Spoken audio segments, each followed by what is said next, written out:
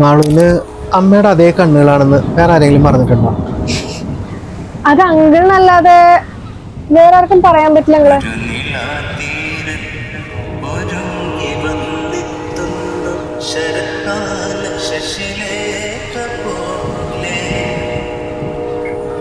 പണ്ട് അമ്മ പറയാറുള്ള പ്രേമകഥയിലെ നായകൻ അച്ഛനാണെന്ന് ഞാൻ വിചാരിച്ചത്. പക്ഷെ പിന്നീട് അമ്മയ്ക്ക് വയ്യാണ്ടായപ്പോ അച്ഛൻ തന്നെ എന്നോട് പറഞ്ഞത് അത് അച്ഛനല്ലാന്ന്. പേടിപ്പ് പോലും നിന്നില്ല. പക്ഷെ ഈ ഇടയ്ക്ക് അമ്മയുടെ അലമാര ഒതുക്കിയപ്പോ ഞാൻ ഇത് കണ്ടായിരുന്നു. കൊണ്ടുവരാൻ തോന്നിയില്ല, പക്ഷെ താങ്കൾ കാണുമായിരുന്നു.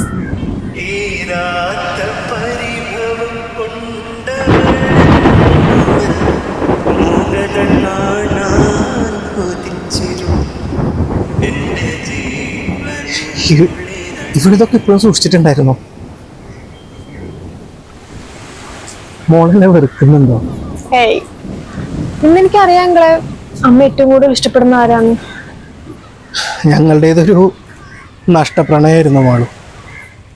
പക്ഷെ എനിക്കതിൽ അങ്ങനെ നിരാശയൊന്നും തോന്നിയിട്ടില്ല. കാരണം കാരണം അവളും നീയും പ്രകാശനൊക്കെ എന്നും എൻ്റെ കൺമുന്നിലുണ്ടായിരുന്നു. അത് തന്നെയായിരുന്നു കേട്ടോ എൻ്റെ ഏറ്റവും വലിയ ആശ്വാസം. ചില പ്രണയങ്ങളെ ഒന്നിക്കാതെ തന്നെ ജയിക്കുങ്ങളെ.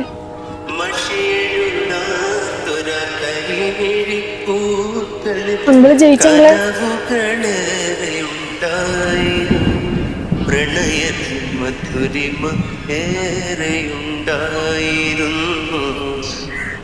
എത്ര ഭംഗിയായിട്ടാ മാളു നിനക്ക് ഞങ്ങളുടെ കഥ ഉൾക്കൊള്ളാൻ. അത് നിന്റെ വളർത്തു ഗുണം കൊണ്ടാണ്.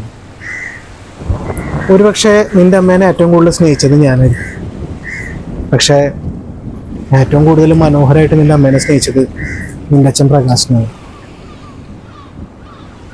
എല്ലാം അറിഞ്ഞിട്ടും നിന്റെ അമ്മയുടെ പഴയ ഓർമ്മകൾക്ക് ഒട്ടും തന്നെ ഭംഗി കുറയാണ്ടിരിക്കാനായിട്ട് ഇക്കാലം അത്രയും ഞാനായിട്ട് ജീവിച്ചവരാണ്. നിന്റെ അമ്മോടുള്ള അവൻ്റെ സ്നേഹം കാണുന്നുണ്ടല്ലോ, എനിക്ക് അവനോട് ഒരുപാട് ബഹുമാനമുണ്ട്.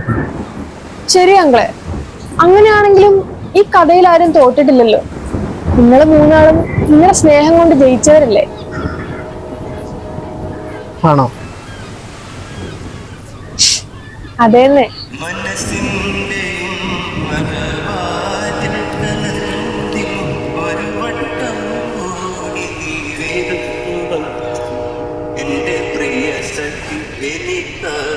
ഒരുങ്ങി വന്നു ഒരു നിളാത്തി